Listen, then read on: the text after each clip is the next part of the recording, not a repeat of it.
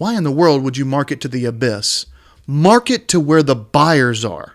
Welcome to the show that takes up no more than 5 minutes of your time, but could help you gain massive real estate knowledge. It's 5 Minutes in Real Estate with best-selling author Shane Willis. All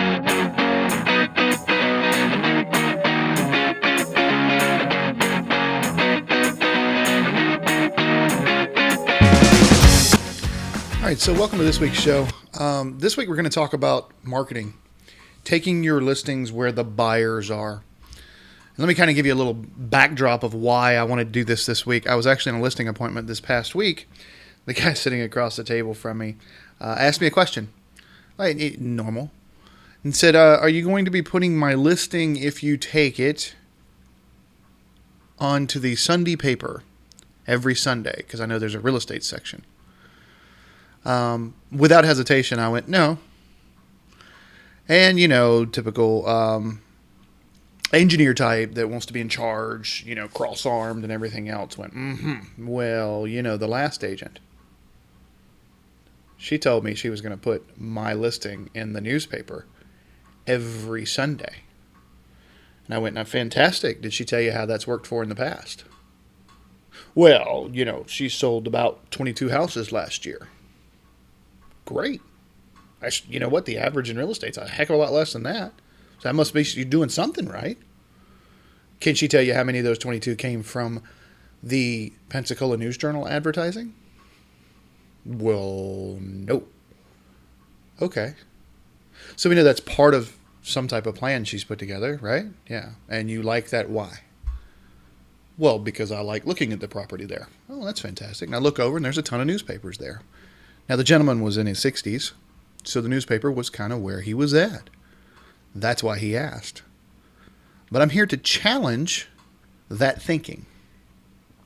I want you to consider the possibility that a lot of marketing is changing.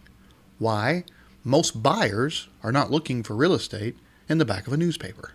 They're just not. Is there a small percentage that is? Sure. That's absolutely true. There's a small percentage that is. But are most people there? No. And if you're hiring me to market your property, are you wanting me to market it with the maximum amount of eyeballs that I can get on it? Absolutely. And not just eyeballs that are glancing through the paper, because see, when the News Journal, and I'm not trying to call out the Pensacola News Journal, I would call out a magazine, I would call out a print ad, I would call out radio ads. When they start to sell you the advertising, what's the first thing they tell you? Here's our circulation. Well, we have 25,322.6 people. Still trying to figure out where the 0.6 person is. I want to see the data on how we come up with the 0.6 person, but that's irrelevant. What's relevant is they give you the circulation. They have no idea how many people are actually going to flip to the page in real estate, because I know that when I got the News Journal years ago, I was interested in two things. The headlines, because I wanted to know what was going on there. The sports section, because I like the high school area in here, and plus it always ran on the college area. And then I would look at the business section. Well, that's because that's me. Did I look at the real estate section? No, and guess what? I was in real estate. I didn't look at it. Anything I needed to see, I could find online. That's where your buyers are now. Things are shifting. And I can prove it to most of the listeners here listening today. How many of you could physically go a day, a full day, without the phone that you have in your hands being in reach? How many of you could go a day without touching your phone? Not a whole lot. You see, that cell phone has actually become an addiction. You are addicted to having that cell phone within your reach. You want to be able to reach out on social medias, which I'm still always confused about that term, because who's really social? People are defining their value by how many likes and shares they get, which that's a whole nother topic. Let's get back to real estate and marketing real estate. So if we know that everybody's addicted to their phone, I mean, look, I'm going to give you an example. Look around the next time you're at a red light. This is why I chuckle with some of the billboard ads that are out there. People aren't paying attention to billboards anymore. Even the new fancy digital ones that I see around town. Look, they're barely paying attention to the road. Look around at the red light. See how many people are on their phone. Now, yes, I know you're going to be that one person that spots 3 people putting on makeup and they're not on their phone, and you're going to go, Shane, there was nobody on the phone at the red light. Shut up. Go to the next red light. You'll see what I'm talking about. Everybody's on their phone. Guess how real estate searches are happening now? On the phone.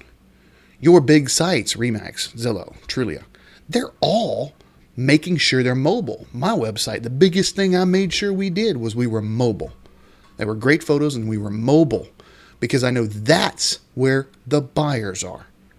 They're not flipping at the end of the Pensacola News Journal to the real estate section. So why would I put our marketing dollars that we have allocated for me to spend for your property into an area that has the least amount of activity? Plus, we can't prove it. And we're back to the 0.6 kid person again, but they've got so many circulations, and that's what the advertisers sell you. But there's no way you can prove a result coming straight from that unless you have very specific marketing techniques, very specific online generations that you're sending people from that newspaper ad to a particular site. Now, let's move to what is the solution for that. And this is what I told that gentleman. I said, no, but I will spend double, if not triple the money they're talking about for that ad on Facebook. Now, a lot of people think that Facebook kind of went down over the last couple of years. No, that's not true. And if we talked about circulation, well, Facebook blows any of the media outlets out of the water. Billions of users. But I'm not interested in the billions of users. Just like the person that picked up the Pensacola News Journal because they were looking for the coupons to the last week's seafood festival has no interest in my real estate, I'm not interested in advertising to someone from Omaha who's been in Omaha and will always be in Omaha. Why in the world do I want to advertise to them? But when you get social, when you get on those social medias, you can target, and that's big. I can target who I want. I can target age groups. Meaning, if you're in high school and you're under the age of 18, you're probably not going to see my ads. Why? Because you can't buy a house. Your parents may be able to, and they're going to see the ads, but you're not going to, and that's okay. So I can target, but then I can also track. I can show you, Mr. Seller, how many times somebody's clicked and seen details on your property. So we can see what the market's saying about our property. There's a couple other factors that we have to make sure we employ. One, where are they going? Once you get this ad that you've got a certain amount of time, because everybody's scrolling through and they're scrolling so fast.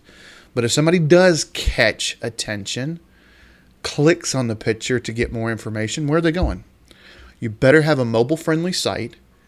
One of the other things that I always talk about is you better have fantastic photos. And if you haven't heard the podcast on professional photos, go listen to it. I'll put a link in the description below.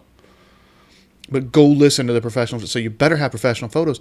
But now you better have a website that shows off the professional photos. Why in the world would you get professional photos if you have a website that a 20-year-old can't see without reading glasses? So these are great photos, but they're so small, I can't figure it out. No, you better get them good size. You better have a great website that gives information of what you're looking for. This is all entangled. And finally, once someone does reach out wanting more information about that house, you better have a good follow-up system. You better have systems in place to follow up with this buyer. But this is where the buyers are. I chuckle with some business folks that I talked to the other day. They're like, well, Yellow Pages came by and they wanted to know if I wanted to put an ad in their book. Really? How many of you guys still use the Yellow Page book? Actually physically flip open the book and look for something? I don't know of anyone. We all ask Siri or just open our smartphones and ask that. Now, it doesn't say we don't go to yellowpages.com. That might be very viable. And I asked him, I said, is this in part yellowpages.com too? Oh, yeah. We're going to get that too. Okay, well, cool. But I don't know why you're going to spend. I would rather put all my money in yellowpages.com or put my money in Google AdWords or Facebook or Instagram or something like that. But what the purpose of this show was to talk about marketing to where the buyers are. Don't let an agent or someone, a salesperson of any type, try and tell you that this is marketing because it's print and this is the subscription base. And so everyone's going to see it. Ask the questions. What are your return on investments of these? How many are looking at my property? Not how many picked up the real estate book, but how many are looking at my property specifically? How many times have they seen the property? How many times have they looked at details on the property? That's the type of information here in late 2016 as a seller you should be asking for any agent. I appreciate you guys listening this week. We'll talk to you next week.